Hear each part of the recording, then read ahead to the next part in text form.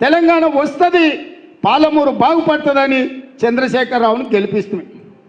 పాలమూరులో ఊరు లేకపోయినా, పార్లమెంటులో నోరు లేకపోయినా కేసీఆర్ను ఎంపీకి గెలిపిస్తే గెలిచిండు. గెలిచిన తర్వాత తెలంగాణ వచ్చింది. అదే పత్త పోయిండు, గజ్వేల పోయి ఫామ్ హౌస్ కట్టుకున్నాడు. సిద్దిపేట, సిరిసిల్ల, గజ్వేల అభివృద్ధి చేసుకున్నాడు తప్ప కొడంగల్ వైపు తిరిగి చూసిండా? ఆయనను ఎంపీకి గెలిపించినప్పుడు మనం ఓట్లు వేయలేదా? మన పాలమూరు ఆయనను ఆశీర్వదించి గెలిపించలేదా? పరాయోడు పరాయోడే అవుతాడని చెప్పి కేసీఆర్ నిరూపించండు కదా. ఈ పాలమూరు మీద ద్వేషంతో, సవతి తల్లి ప్రేమతోటి 10 ఏళ్ళు ముఖ్యమంత్రి ఉన్నా కల్వకుర్తి పూర్తి కాలే, నెట్టంపాడు పూర్తి కాలే, కోయిల్ సాగర్ పూర్తి కాలే, జూరాల పూర్తి కాలే, ఏ ప్రాజెక్టు పూర్తి కాలేదు, ఏ ఎకరాకు నీళ్ళు ఇవ్వలేదు. పాలమూరు రంగారెడ్డి ఎత్తిపోతలని కమిషన్లకు బలైపోయింది. ఎక్కడిదక్కడనే ఆగం. మక్తల్ నారాయణపేట కొడంగల్ను నేను జీవో తెస్తే 10 ఏళ్ళు దాన్ని దొక్కిపెట్టిండు. ఇవాళ మళ్ళీ మనం దాన్ని బయటకు తీసి ఇవాళ పన్నులు మొదలు పెట్టుకున్నాం. అందుకే ఇవాళ ఈ కొడంగల్ కార్యకర్తల సమావేశంలో నేను ఒక మాట చెప్పదలుచుకున్నా. ఈ పార్లమూరులో ఈ 5 ఏళ్ళు ఏ ఎన్నికలు వచ్చినా నాకు అండగా నిలబడండి. రాబోయే 100 ఏళ్లకు సరిపోయే అభివృద్ధి చేసే బాధ్యత నేను తీసుకుంటా.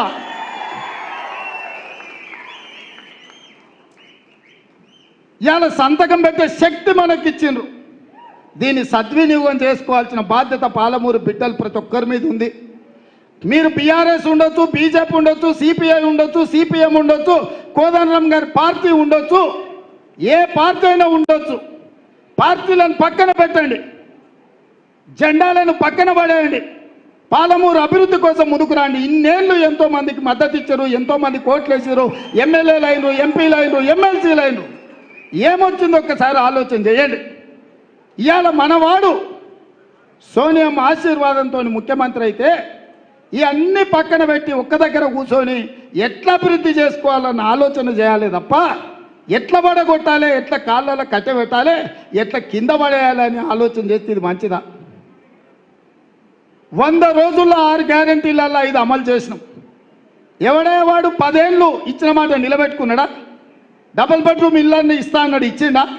దళితుల 3 ఎకరాల భూమి ఇస్తా అన్నాడు, ఇచ్చిండా? ఇంటికో ఉద్యోగం ఇస్తా అన్నాడు, ఇచ్చిండా? ఫీజు రియంబర్స్మెంట్ చేస్తా అన్నాడు, చేసిండా? కేజీ టు పీజీ ఉచిత నిర్బంధ విద్య అన్నాడు, ఇచ్చిండా? ప్రతి నియోజకవర్గానికి 100 పడకల ఆసుపత్రి అన్నాడు, కట్టిండా? ప్రతి నియోజకవర్గానికి 1,00,000 ఎకరాలకు నీళ్ళు ఇస్తా అన్నాడు, ఇచ్చిండా? మా గిరిజనులకు 12% రిజర్వేషన్ ఇస్తా అన్నాడు, మా లంబడి సోదరులు అందరూ ఇన్నే ఉండరు, ఇచ్చిండా? మా మైనారిటీలకు 12% రిజర్వేషన్ ఇస్తా అన్నాడు, ఇచ్చిండా? చెప్పిన ఒక్క మాట కూడా నిలబెట్టుకోలే. ఇవాళ వచ్చి 100 రోజుల్లో 6లో 5 గ్యారెంటీలు అమలు చేస్తే రేవంత్ రెడ్డి దిగిపోవాలి అంటుండు. 10 ఏళ్ళు నువ్వు మోసం చేసినందుకు నేను చెంపలు వాయేటట్టు కొట్టాలి, కోదండం ఎక్కించి కొట్టాలి కేసీఆర్ను. వాస్తవంగా రైతు రుణమాఫీ కూడా 2014లో 1,00,000 రూపాయలు చేస్తాను, 5 ఏళ్ళ పొడుగుతూ అప్పుడింత ఇస్తే ఆయన ఇచ్చిందంతా మితికే సరిపోయింది. మళ్ళా 18లో మళ్ళా 1,00,000 అన్నాడు. ఇవాళ కూడా దానికి దిక్కు లేదు, దివాణం లేదు, మితికి సరిపోలే ఆయన ఇచ్చింది. అందుకే నేను ఒక మాట చెప్పిన, నేను 2 లక్షల రుణమాఫీ చేస్తానా, ఖజానా దివాలా తీసింది, జీతాలు ఇవ్వలేని పరిస్థితి. నేను డిసెంబర్ 7 బాధ్యత తీసుకున్న రోజు 3,900 కోట్ల రూపాయల లోటు బడ్జెట్తో నేను తీసుకున్న ఒక్క రూపాయి కూడా లేదు. 3,900 కోట్ల రూపాయలు లోటుతోటి నేను ముఖ్యమంత్రిగా బాధ్యత చేపట్టిన. ఐలాండ్ నుంచి ఈ రోజు వరకు ఈ తాగుబోతు సంసారం చేసినోడు అప్పుల పాలు సంసారం చేస్తే ఆయన చేసిన అప్పుల కింద 4 నెలల్లో 26,000 కోట్ల రూపాయలు మిత్తి కట్టిన. నేను వచ్చినాక సన్నాసోడా లెక్కలు రా, అసెంబ్లీకి నేను లెక్కలు తీసి చూపిస్తా.